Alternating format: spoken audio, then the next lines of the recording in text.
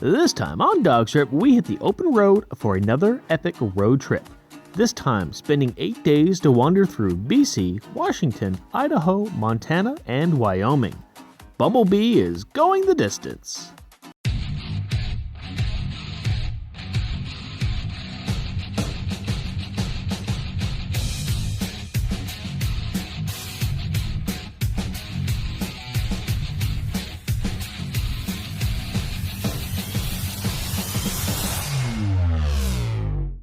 For this trip, we choose Bumblebee, cruising with style in a 1981 Chevy van we shortened by 3 feet. Be sure to look back at our older videos to see how this van was built. For the first day of this trip, we head down to Grand Forks, BC for the local Demolition Derby put on by our friends. Be sure to check out our older video from this event. After a cozy night of camping in a van, we hit the road, quickly making our way down through Washington and into Idaho, while taking our time on occasion to wander through the mountain towns. At a random gas station, we came across a cat taking shelter from the rain. Luckily, said gas station had cat food for sale. So, a full belly is a happy belly. This right here is what we love about relaxed road trips. Just cruising along the highway until something catches our eye. This time, the scenic little town of Wallace, Idaho. We take our time and look around before getting back up to highway speeds. As we near the rest stop campground, the weather takes a turn for the worst. That makes another night of sleeping in a van. With another day upon us, we continue our cruise deeper into Montana, continuously being distracted by shiny objects and side roads. Always remember, if you've got the time, wander about and go explore. You never know what you're gonna find.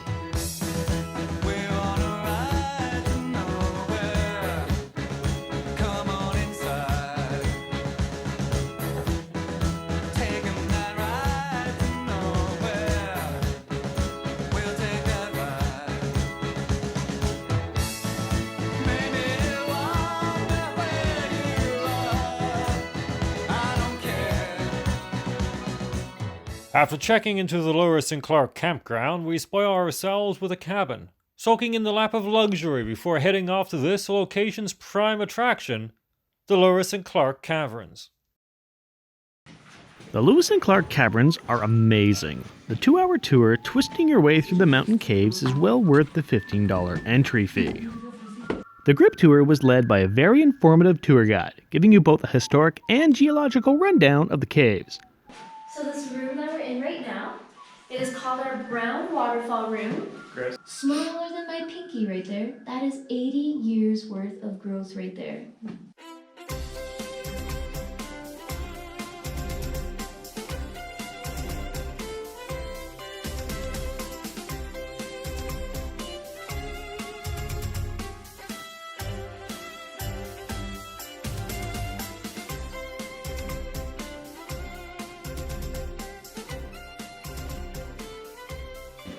Don't stand up here. Once. That would be stricken from the record. If you're in the area or on your way to Yellowstone, we highly recommend this location as a stopover spot. You won't be disappointed. Travel centers are awesome for things for road trips, such as your 12-volt power tea kettle and your 12-volt power portable roaster. These are going to work or set the van on fire. They did not work. Our hopes and dreams were dashed. We will not speak of these amazing pieces of technology ever again. The next day, we were up early and on our way to Wyoming, cruising southeast and getting our first sights of Yellowstone off in the distance. This being our first time to Yellowstone, we were blown away. While exploring the beautiful southeastern side of Yellowstone Park, we ran into many little roads and walkways to go explore. Truly a wondrous geological haven.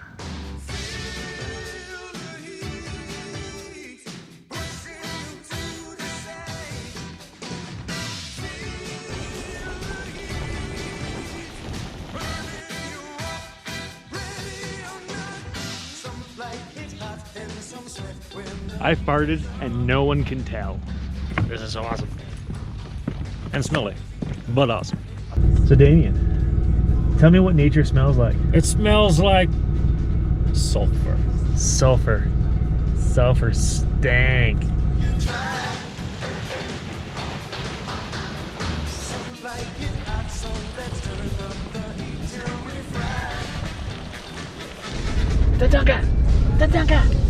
Awesome. Of course, we check out the old faithful geyser, as did an entire herd of tour buses.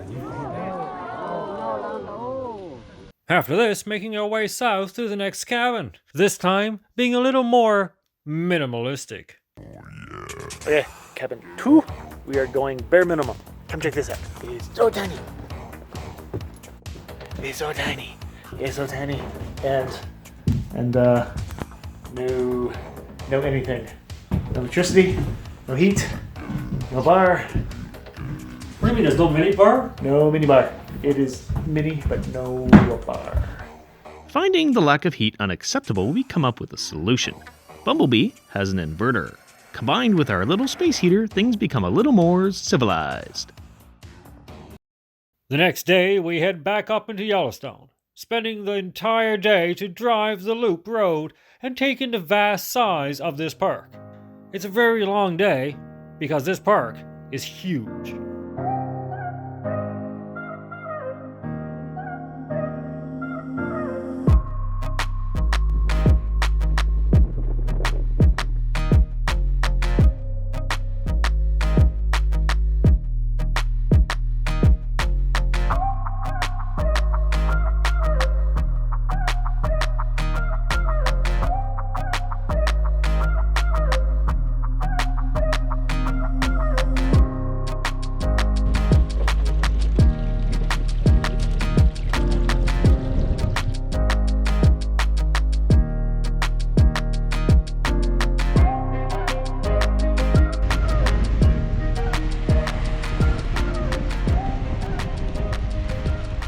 At the end of a long wandering day, we head south to our next cabin. This time we find ourselves in the yuppie glamping village of Coulter Bay. It felt more like a subdivision with neighboring cabins within feet on all sides. Hundreds of cabins. Oh well, not much else in the area, so this will do. Alright, we are off to Devil's Tower. Devil's Tower. Wah, wah, wah, wah. Alright, so 700 kilometers today.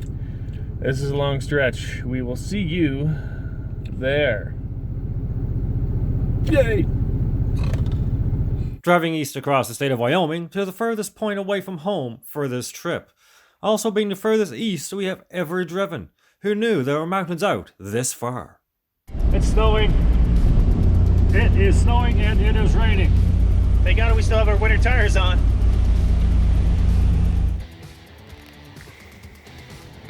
We are on our way to Devil's Tower. We are following the GPS. We were not expecting this. Okay, Bumblebee is making less and less heat, and the floor vent on my side is broken. So I have a very cold leg right now. Oh, god damn. Let's just do this. There we go. Leg blanket.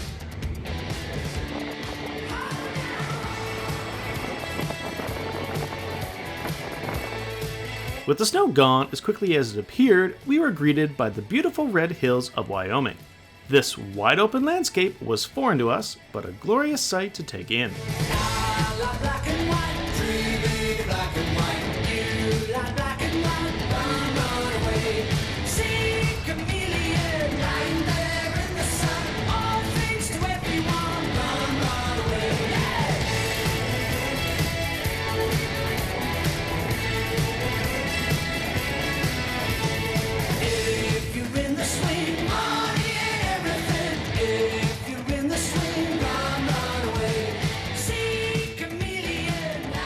Kevin has been excited to finally, or soon, arrive at Devil's Tower.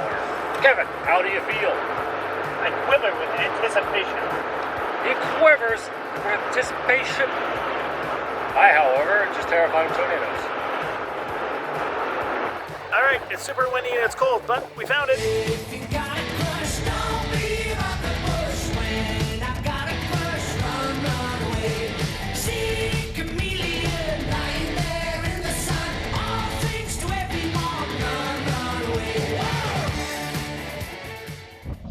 Once parked, we head off and stretch our legs with a 2-kilometer hike around the base of Devil's Tower.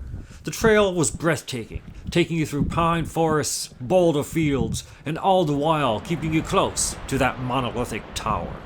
We're awaiting the arrival of aliens. Yes. So this is the right amount of nature. It's paved, they've been doing the raking, it's not too hot, it's clean out. I could use a churro right about now, but all's well. With another item knocked off the bucket list, we check out our fourth and final cabin for this trip.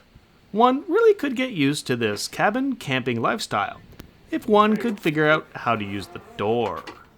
Pull the string. What string? Oh. Why is there a string? At least there's heat. This cabin was lacking a toaster, so the space heater was called upon to provide lukewarm Pop-Tarts. With the sky black and the moon full, we head back up to the tower for one last visit. Okay, call me a nerd, but we came to Devil's Tower, and there's one thing I gotta do.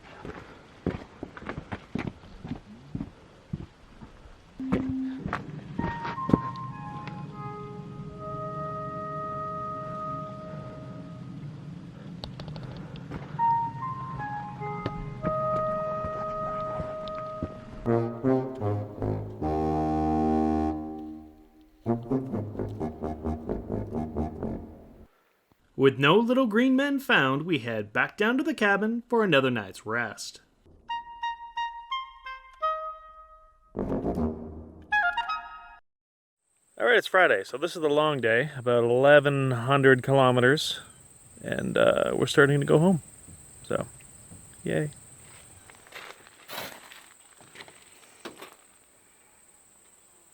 Mosquitoes! Southern Montana was a very long, very boring drive. No stops, and just burning through to cover ground to make good time. After a day on the road, we find our planned campground closed for the season. Now we scramble, trying to find a place to park the van for the night. After 12 hours on the road, 1,100 kilometers, and in miles that's a million, whatever, we are here parked in a casino parking lot. And Bumblebee ran like a train. Like a train. She did great. We are tired. Good night. As the sun began to rise, we got our first glimpse of where we crashed for the night. It was just a gravel parking lot behind a $50,000 silver dollar casino. After testing out our luck, we were back on the road, and this time, the final stretch toward home.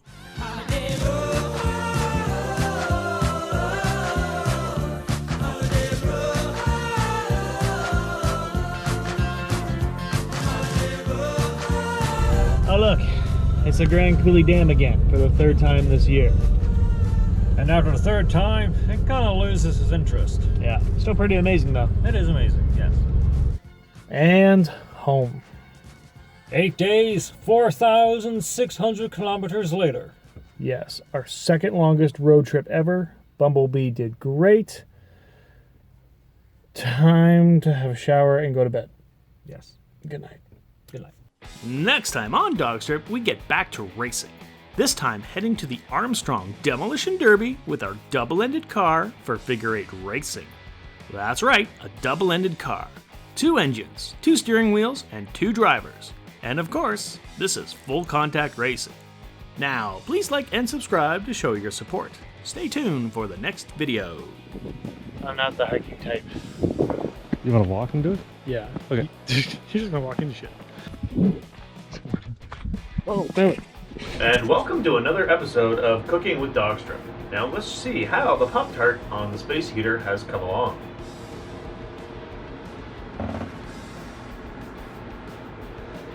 Warm to the touch. Lukewarm. I give it a 4 out of 7.